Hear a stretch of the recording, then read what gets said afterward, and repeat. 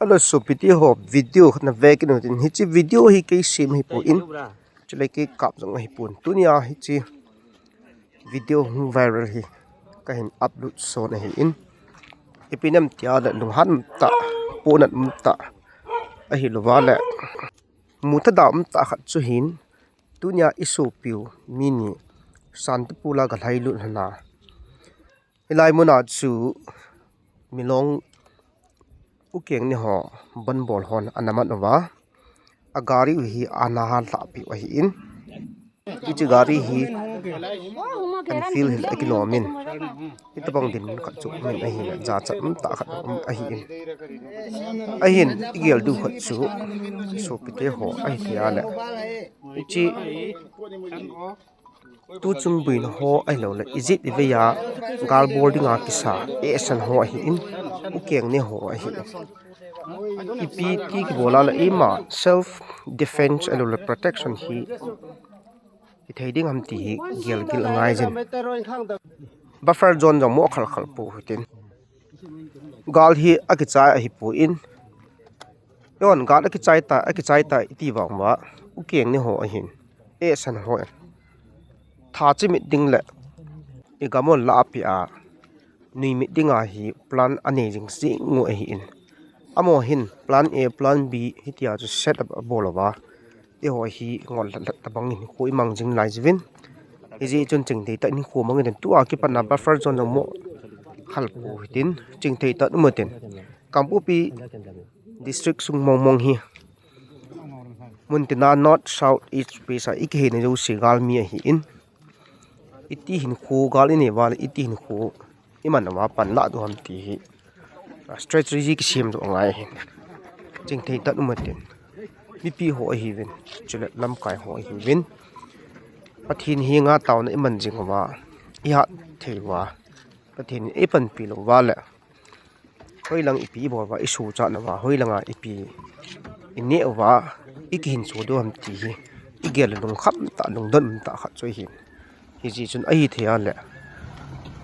nam mi te ho ching thei ta nu ni ko mang ten kilung to ten chule piging sa demin ni ko mang jing te ko ti lo wala igal mi te ven esan ten gen thei ta a in tha ba in thap mai abana itu du umai ji chun ching thei tan hi ko mang te ti hi ka sei no men he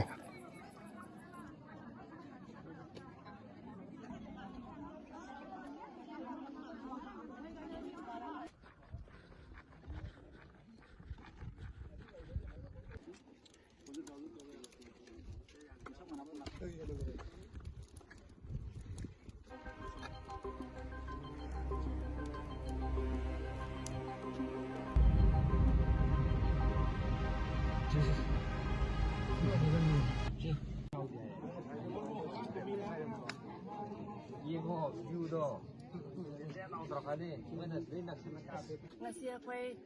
ban tau sing si mi thum chu ni mi ni UNC hi makha ji ki akwai totel sajang tawra pasi ni mi ni di peaceful di ki akwai thare pol da thokhi bagi thothok to akwai su nungai da boina akwai su akwai wakhan wa na akwai phamra peace di ki akwai ngasi si sajang tawri bani adubu ngasi si ayukta gi pung tra mathoi di hujik phawgi manong siga koki singna lakpasi angang singna gari tongna lakpasi ahumrak sure ani rak subje akhoi phajana hajin laga akhoi chakro haina akhoi napi singna mang thar ga leibini na moi buso akhoi phajana themra su thadokpi aduga huji last ta akhoi gi marakta khara nungai daba thokpa habisi angang ani bon khoi cha thokro asida akhoi huji si ban tawbisi akhoi buso noi su respect tawbio aduga huji si noi gi meitei ga koki gi marakta su nokhoi gi peace woi raktribini na success hoidribini na aduna akhoi sun khoi buso akhoi phajana senaribini aduna sidi meitei gi lam akhoi gi naga ga meitei pulie noi larasu noi gi natei charoi na phajana habjan moi su haibida innade kesu tawroi haye adudi gi de akhoi wari sabsi kuirakpasida nupa miam angang miam si yara larga akhoi si lakpu yaroi hana akhoi si angang nupa mta singsu num saunare adu arisu saunarsu kesu phataba fuba khotpa tawde aduna noi angang sing samai tawbi gno ai na akhoi gi step for sing mandir labor kangbo boy kauda laraga angang ani busu phajana sinabire angang ani businaraga akoi angang singsi kri kri tauribra kri pupuribra hai na chai taura pukanda angang ani si chehi kunsu phade ama natra tru ama natra mapan adum hai na chehi si tra tru tra tre kundi sudaba angang ani du na purama paisa si lising kuntra purame kanja purame angang ani na pobasi adu bo akoi na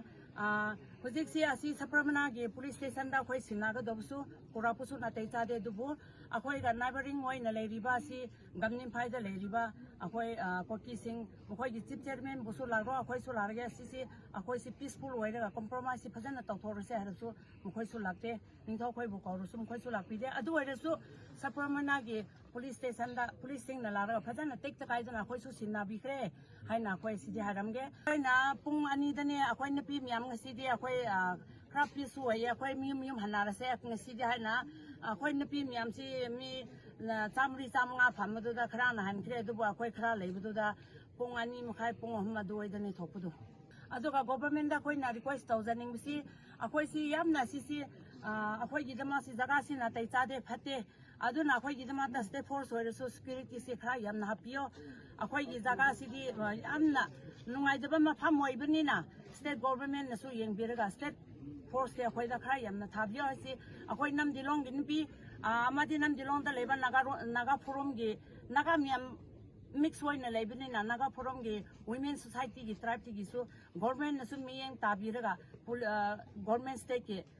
army sing so phajana amuka thajim bio habsi aira tension government na khoi bo khongjang si akhoi na taliba akhoi na torib si government na miyeng tabi de di asi di henna amma ka amma bo unabi yadaba public ki lan habsi ai taw na habi de ki dadan hage government na khoi bo kopna nungsi ni yengsin bi de di manipur si di hujing nungai rakpi gi haiduna si di henna sathi bi lakani habsi thamjake